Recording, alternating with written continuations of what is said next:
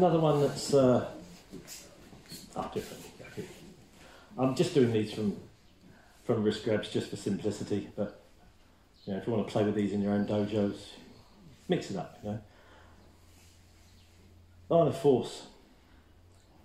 If I go straight through my partner, and we've already talked about this, he has got a fairly decent base. And as I'm talking, I can feel him slowly making little micro adjustments. He's getting more and more solid. His grip is more and more connected. He's got flexibility. Yeah, it's gradually easing into, you know, first thing was I'm on camera, and now he's like, oh, now this is nice. This is nice. If I go straight through him, he can just make tiny little adjustments in his feet, in his arm. He's just tightening his pectoral muscles up and stopping that pressure. So I have to change my line of force to go through where there is a break in the structure, should we say, right? And I'm not strong enough to kind of do stuff with my arm. So this, as we've already looked at, tension-ate, is an obvious one for me. But I can be a bit more direct. I can leave this where this is, and obviously this isn't particularly martial, we would have to put a temi in, but I can go through here. We'll call it shomen-ate. I'm sure there's millions of names for this, but you know, a direct line. And I don't even have to worry about this. If we're looking at this from a basic point of view, because this is just another connection. If anything, it stops him walloping me with that hand for now. But I'm going to go down under my arm, and this is a great one for me to look at my line of force, because I'm already lining my structure up towards the line of force before I do anything else. This is just connection with my partner. Because he's a lovely UK, he's already shaped his head for me. Often people will do that and they'll drop their head down. It's a natural reaction, and their chin will bite in. Makes it much harder. Obviously out in the street you slide up and you take the base of the nose, but yeah, we're nice people. I'm going to use my back hip, so this is going to go across the girdle of my lower back and up to my right shoulder. I'm using this to express out through my hand, and my tegatana is making this kind of shape.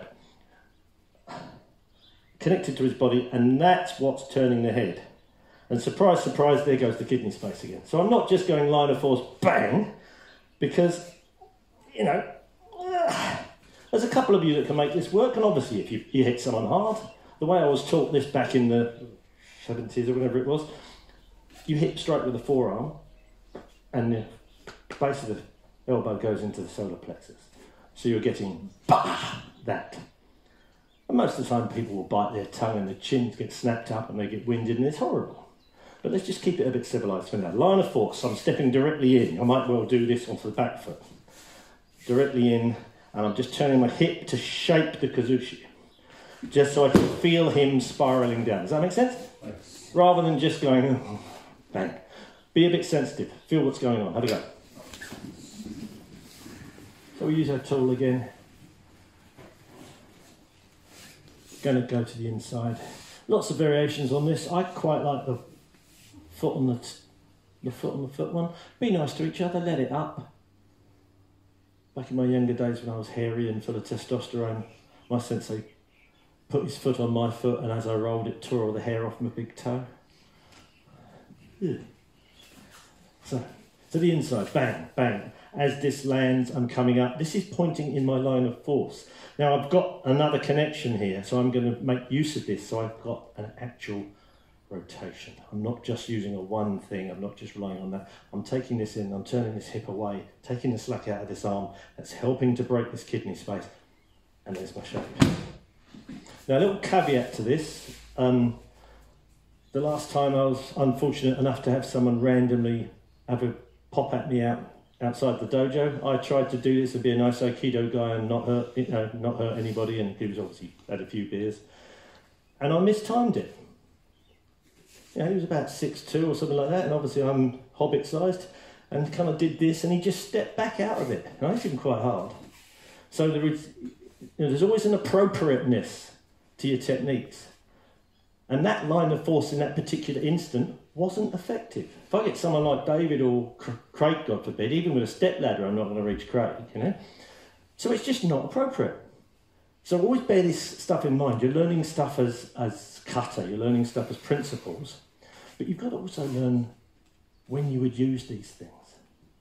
And if we're just taking things down to a principle today, the line of force, a line of force going up there for someone my size is largely irrelevant. Right, so just, bear this in mind. So we're going to the inside. Deflection. This time I'm going to go straight through. Obviously there's a groin strike. I'm underneath now. I'm really close and compacted in. This happens sometimes. I'm not going to push with my arms. I'm old and weedy. You should all pretend to be old and weedy. It's my back leg. There's the curve in the spine. There's the rotation in the hips. And there's the body movement. My arm hardly moves. One more. Hey! This stays locked into your body. Have a little play with it. Be nice to each other.